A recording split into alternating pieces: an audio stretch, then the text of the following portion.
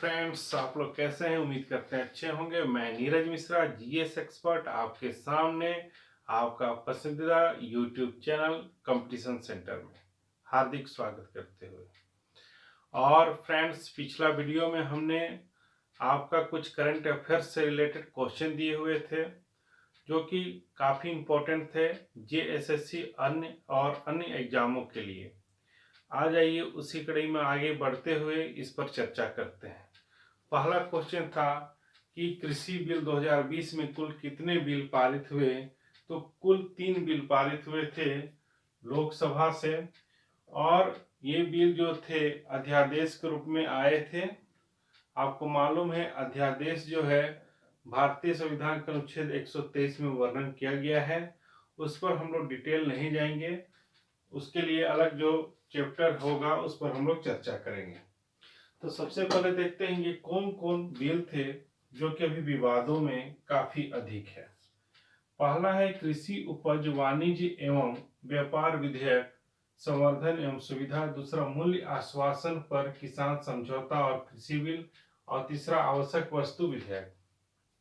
तो ये जो पहला है आपका कृषि उपज वाणिज्य एवं व्यापार विधेयक संवर्धन एवं सुविधा, ये क्या है? तो सबसे पहले जानेंगे कि पहले जो किसान होते थे वो कहा जाते थे आपका एग्रीकल्चर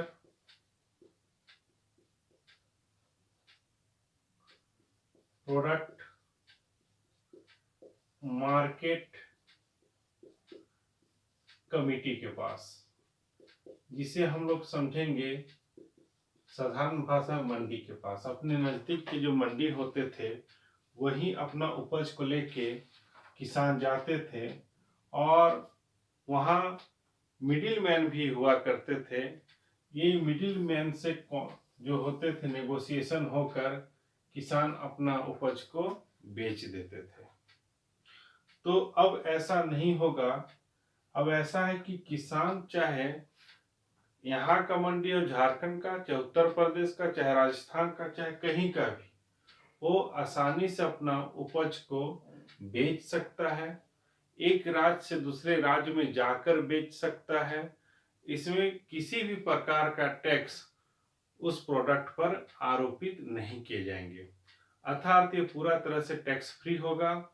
और बेचने का जो तरीका होगा ये इलेक्ट्रॉनिक मोड में होगा। इलेक्ट्रॉनिक मोड का मतलब कि डिजिटल ढंग से इसका क्रय विक्रय होगा। इसमें सबसे बड़ा फायदा ये है कि इसमें कोई भी मिडिल मैन का रोल नहीं होगा, जिससे किसान को अपना सही उपज अपने उत्पाद पर मिल पाएंगे। और जो व्यापारी वर्ग भी होंगे उन्हें भी जो दर मिडिल मैन के द्वारा बढ़ जाते थे वो नहीं बढ़ पाएंगे, जिससे उनको भी लाभ होगा और वो भी अपने चॉइस के हिसाब से अच्छे प्रोडक्ट खरीद पाएंगे। इसलिए ये कृषि बिल जो है काफी बेहतर है। इसका विरोध क्यों हो रहा है इस पर हमको ठीक है एक संशय सी अनुभूति होती है। दूसरा ये है मूल्य आश्वासन पर किसान समझौता कृषि बिल। देखिए आपको एक जानकारी होगा इकोनॉमिक्स में वायदा कारोबार, इसे आपका वायदा कारोबार जो होता है इसे इंग्लिश में कहा जाता है फ्यूचर ट्रेडिंग। मतलब इस वायदा कारोबार में दो व्यक्ति के बीच में एक एग्रीमेंट होता है, एक कॉन्ट्रैक्ट होता है, जिसमें पहला व्यक्ति होता है व्यापारी वर्ग और दूसरा होता है जो व्यक्ति उस मंडी में विक्रेता के रूप में शामिल होता है। यहाँ पे मूल्य आश्वासन पर किसान समझौता और कृषि बिल में एक जो होगा व्यापारी वर्ग होगा और या कंपनी होगा, और दूसरा जो होगा कृषक होगा। इनके बीच जो होगा एक समझौता कि भविष्य में फलना उत्पाद फलना की दर से मैं खरीदूंगा, इस तरह का एक एग्रीमेंट होगा। तो इस एग्रीमेंट में डायरेक्ट किसान शामिल नहीं है, इसमें जो मंडी के हैं जो ऑफिसर वो होंगे किसान के तरफ से, और एक तरफ होंगे जो कंपनी या जो ऑर्गेनाइजेशन इस कारोबार में इस एग्रीमेंट में शामिल होता है। तो इसमें दो पक्ष हुए। अब इसमें यही तय होगा कि भविष्य में कोई किसान मान लेते हैं आलू है, वो 1000 किलो उसका उपज होता है, तो दोनों के बीच में पहले ही ये एक एग्रीमेंट हो जाएगा कि हम आलू जो है तो 40 रुपये प्रति किलो आपसे खरीदेंगे। इससे फायदा किसान को ये हो जाएगा कि कभी कभी फसल को जब तैयार होने में समय लग जाता है, तब तक बाजार में मान लेते हैं आलू का दाम घट जाता है, 40 से कम हो जाता है। उस परिस्थिति में किसान को काफी नुकसान उठाना पड़ता है।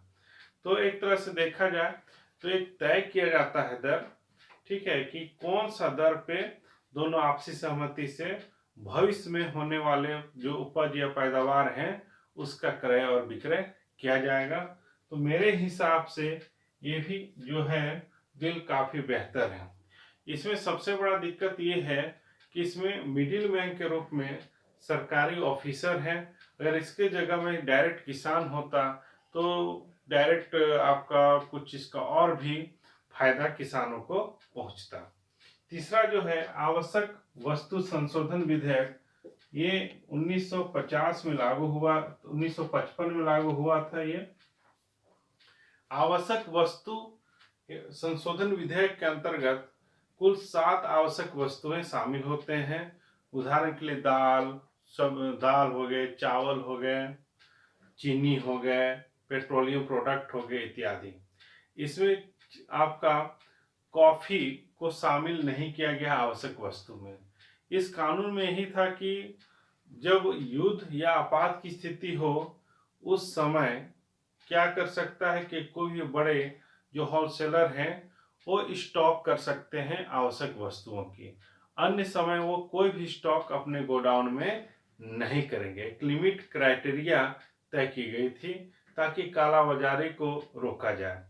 लेकिन 2020 में इसमें अमेंडमेंट हुआ, संशोधन हुआ बिल के रूप में, और इसमें यह तय किया गया है कानून के रूप में कि जो होलसेलर हैं वो आवश्यक वस्तुओं का क्या कर सकते हैं, स्टॉक कर सकते हैं। मुख्य उद्देश्य यही था कि किसानों तक, जो मिडिल मैन है, गरीबों तक, उनके तक वस्तुओं का सप्लाई का जो चेन है वो टूटे ना, वो निरंतर सप्लाई होते रहे। तो इस तरह से ये 3 विधेयक जो हैं काफी इम्पोर्टेंट है। इस पर हम एक अलग क्लास लेना पसंद करेंगे, क्योंकि इस पर जितना चर्चा किया जाए उतना भी फिलहाल कम है। दूसरा क्वेश्चन आते हैं हम लोग एमएसपी पर। एमएसपी है क्या? देखिए, एमएसपी को मिनिमम सपोर्ट प्राइस कहा जाता है। एमएसपी को मिनिमम सपोर्ट प्राइस कहा जाता है।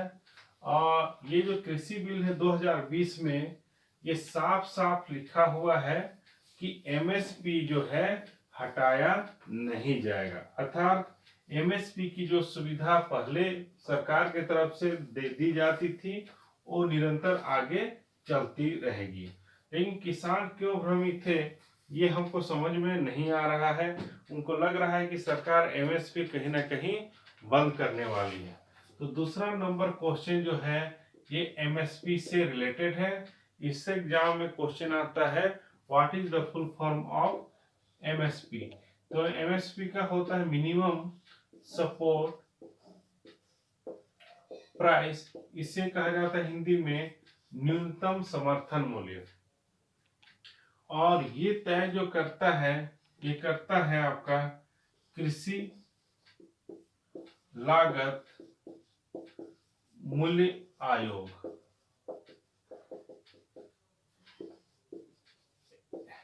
कमीशन फॉर एग्रीकल्चर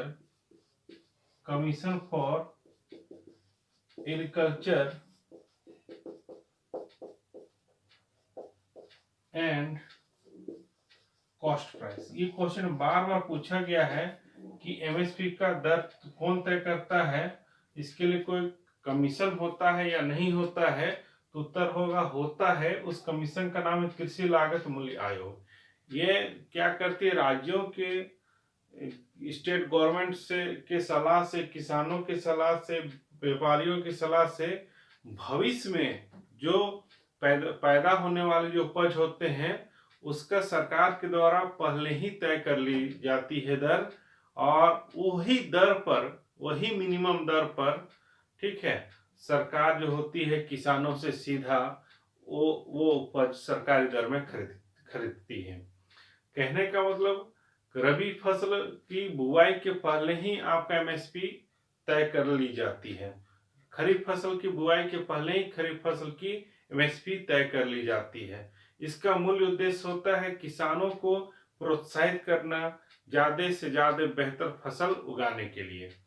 और एमएसपी जो होता है मिनिमम सपोर्ट प्राइस होता है फुल फॉर्म, तो ये वो दर होती है जिस दर से नीचे आपका कोई भी किसान अपना फसल को कहीं ना बेचे, अर्थात तो सीधा अगर उसको बेचने का अगर इच्छा है तो लैंप्स में जाके सरकारी दर में बेच सकता है। तो ये जो दर होती है ये कुल 13 फसलों के लिए तय की जाती है सरकार के द्वारा, और इसकी मंजूरी देती है, इसकी मंजूरी जो देती है, अनुमति जो देती है cabinet committee on economic affairs. इसके जो अध्यक्ष होते हैं ये होते हैं प्रधानमंत्री। बार पूछा जाता है CCEA का फुल फॉर्म क्या होता है, तो बोलेंगे cabinet committee on economic affairs. यही तय करती है क्या चीज, आपका फाइनली अप्रूव करती है एमएसपी को। तो फिर से आए, एमएसपी का full form minimum support price. इसको कौन कमीशन तय करती है कि किस फसल के लिए कितना होना चाहिए, तो commission for agriculture and cost price. और इसको फाइनल अप्रूव या अनुमोदन करती है cabinet committee on economic affairs, जिसके अध्यक्ष होते हैं प्रधानमंत्री। आइए आगे चलते हैं। तीसरा जो क्वेश्चन था ये था आपका गन्ना से रिलेटेड था कि जिस तरह से एमएसपी होता है आपके अन्य फसल के मिनिमम सपोर्ट प्राइस, उसी प्रकार से गन्ना के लिए क्या होता है।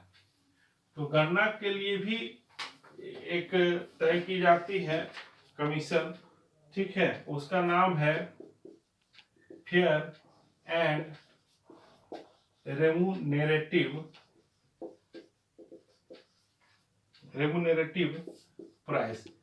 इसको पेराई दर भी कहा जाता है, ठीक है। ये गन्ना के लिए आपका तय किया जाता है। जिस तरह से एमएसपी 13 फसलों के लिए तय की जाती है, तो गन्ना के लिए क्या है आपका फेयर एंड रेमुनेरेटिव प्राइस है, और इसका दर भी जो तय करता है cabinet committee on economic affairs के द्वारा।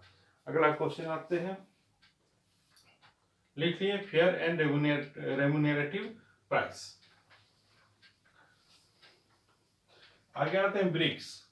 देखिए ब्रिक्स से काफी क्वेश्चन पूछे जाते हैं, ब्रिक्स है क्या, तो हम संक्षेप में आते हैं। ब्रिक्स जो है बी से होता है आपका ब्राजील, आर से रसिया, आई से इंडिया, सी से चाइना, और एस से होता है साउथ अफ्रीका। ये जो देश है, ठीक है, ये डेवलपिंग कंट्री है, और दुनिया का कुल आबादी का लगभग 40% पॉपुलेशन यही देश में निवास करती है, और दुनिया का लगभग 30% जीडीपी यहीं से आपका आती है। तो कहने का मतलब ये डेवलपिंग कंट्रीज का क्या है, एक एसोसिएशन है, एक ऑर्गेनाइजेशन है, जिसका सालाना क्या होती है डिप्लोमेटिक बैठक होती है अलग अलग देशों में। देखिए ब्रिक्स जो शब्द है ये 2001 में, ठीक है, सचेस गोल्ड जो कंपनी है उनके जो अध्यक्ष थे जिम ओ'नील, इनके द्वारा ब्रिक्स शब्द दिया गया था, जिम ओ'नील। कई बार क्वेश्चन आते हैं, terms BRICS was coined by Jim O'Neill, याद रखेंगे। इन्होंने ये टर्म कब दिया, 2001 में। और इसका जो है आपका, इसका जो है ये पहला बैठक 2006 में हुआ था, और 2010 में साउथ अफ्रीका को इसमें शामिल किया गया। न्यू डेवलपिंग बैंक इनके द्वारा स्टेब्लिश किया गया 2011-12 में। और इनका जो मेन एम है ये आपस में कोऑपरेट कर कई सेक्टर में डेवलपमेंट को प्रोत्साहित करना, एग्रीकल्चर को प्रोत्साहित करना। तो ब्रिक्स का जो बैठक होता है ये इस अल्फाबेट के ऑर्डर के हिसाब से होता है। मीन्स एक साल अगर ब्राजील में हुआ तो अगला साल रशिया में, फिर इंडिया में, फिर चाइना में भी, फिर साउथ अफ्रीका में। इस तरह से ये रोटेट होते चला जाता है। आपका होमवर्क ये है कि ब्रिक्स का मुख्यालय कहाँ है। चलिए अगला क्वेश्चन आते हैं। इंडिया और बांग्लादेश के बीच में, ठीक है, किस रिवर रूट को लेके समझौता हुआ था। देखिए इंडिया और बांग्लादेश के बीच में अगर सबसे बड़ा नदी का जो विवाद है ये तीस्ता नदी का विवाद है। कई बार एग्जाम में पूछता है कि तीस्ता नदी किन दो देशों के बीच में विवाद है, तो इंडिया और बांग्लादेश के बीच में विवाद है। और ये जो है आपका सोनमुरा और आपका दीवकांडी ये रिवर रूट बनाया गया है।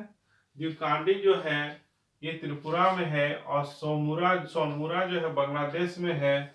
और त्रिपुरा में जो नदी है गोमती, इसी को लेके क्या हुआ था, समझौता हुआ था। इससे भी ज्यादा इंपॉर्टेंट ये है तीस्ता नदी किन दो देशों के बीच में विवाद का विषय है, तो बोलेंगे इंडिया और बांग्लादेश। आइए अगला क्वेश्चन आते हैं, इंदिरा गांधी पीस प्राइज 2019। देखिए इंदिरा गांधी पीस प्राइज जो है इसका प्रारंभ इंदिरा गांधी जो ट्रस्ट है उसके द्वारा शुरुआत किया गया था। इंदिरा गांधी पीस प्राइज 2019, ठीक है। लेकिन इसकी शुरुआत जो किया गया था इंदिरा गांधी ट्रस्ट कमेटी के द्वारा वर्ष 1986 में। और इम्पोर्टेंट बात यह है कि 2019 के इंदिरा गांधी पीस प्राइज किसे दिया गया, तो ये ब्रॉडकास्टर से रिलेटेड है।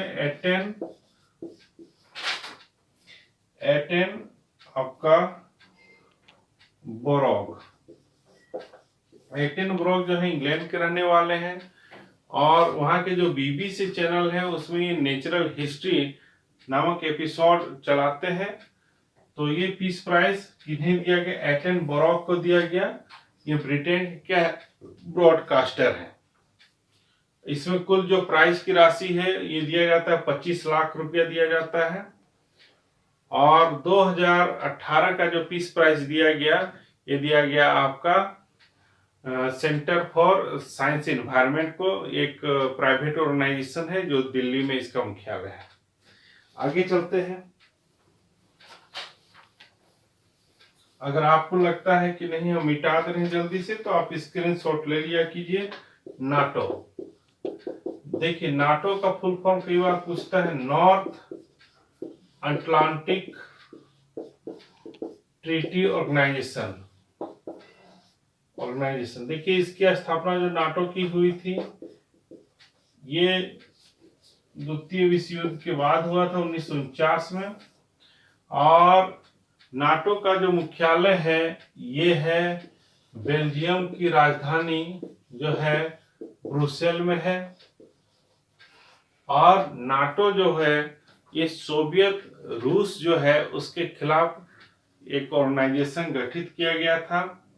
और इसका मुख्य उद्देश्य है कि नाटो में जो कुल 30 देश हैं उनके सदस्य देशों के बीच में अगर किसी प्रकार का हमला होता है, कोई भी राष्ट्र के खिलाफ अगर कोई हमला होता है, चाहे वो आतंकवाद से जुड़ा हुआ हो या अन्य मुद्दा से जुड़ा हुआ हो, तो बाकी के जितने सारे जो राष्ट्र हैं जो नाटो के सदस्य हैं एकीकृत रूप से उस पर हमला करेंगे, ठीक है, और अपने को सुरक्षित करेंगे। तो नाटो का रोल जो है एंटी टेररिस्ट है, शांति व्यवस्था को कायम रखना भी है, और खास तौर से यूरोपियन कंट्री जितने सारे हैं उन्हें प्रोटेक्ट करना है। नाटो का जो स्थापना किया गया था यह अमेरिका के द्वारा ही किया गया था। और इम्पोर्टेंट बात यह है कि इसकी जो मुख्यालय है ये ब्रुसेल में है। आते हैं आगे ओणम। देखिए ओणम जो है ये केरला का एक फेमस जो है आपका त्योहार है, ठीक है। जो ओणम है ये केरला का क्या है, फेमस फेस्टिवल। देखिए हर एग्जाम में फेस्टिवल से क्वेश्चन आता है। इस बार 22 अगस्त से लगभग 2 सितंबर तक के त्योहार मनाया गया था। और इसमें माना जाता है कि जो महाबली था, एक दानव था और भगवान विष्णु का बहुत बड़ा भक्त था, उसका आगमन होता है केरला में। और उसका जो क्रोध है, उसका जो क्रोध था या उसका जो क्या बोलते हैं, उसका जो व्यवहार है वो जो क्रोधी होने के बावजूद भी बहुत ही बढ़िया था और एक रॉबिन हुड टाइप का था। ठीक है, तो भगवान विष्णु जो थे वो आते हैं ब्राह्मण के रूप में और उससे 3 पग जो है जमीन दान के रूप में, भिक्षा के रूप में मांगते हैं और भगवान तीनों लोग को 3 पग से नाप लेते हैं। और इस तरह से महाबली जो थे उससे जो देवता लोग डर रहे थे कि ये पूरा संसार में शासन करेगा, हम लोग का क्या होगा, उससे भगवान विष्णु उन्हें छुटकारा दिलाते हैं। तो एक तरह से महाबली जो है उनका पूजन किया जाता है केरला में, मलयालम में। ठीक है, मलयाली जो कल्चर है उसमें उसी से रिलेटेड ये त्योहार है ओणम। ठीक है, तो आइए आज के लिए इतना ही रखने देते हैं। उम्मीद करते हैं आपको मेरा चैनल पसंद आया होगा। वीडियो अंत तक देखिएगा। ठीक है, तो अगर पसंद आता है तो लाइक करें, सब्सक्राइब करें और शेयर करें। आगे हम इसी तरह से वीडियो बनाते रहेंगे। Okay, thank you, good night.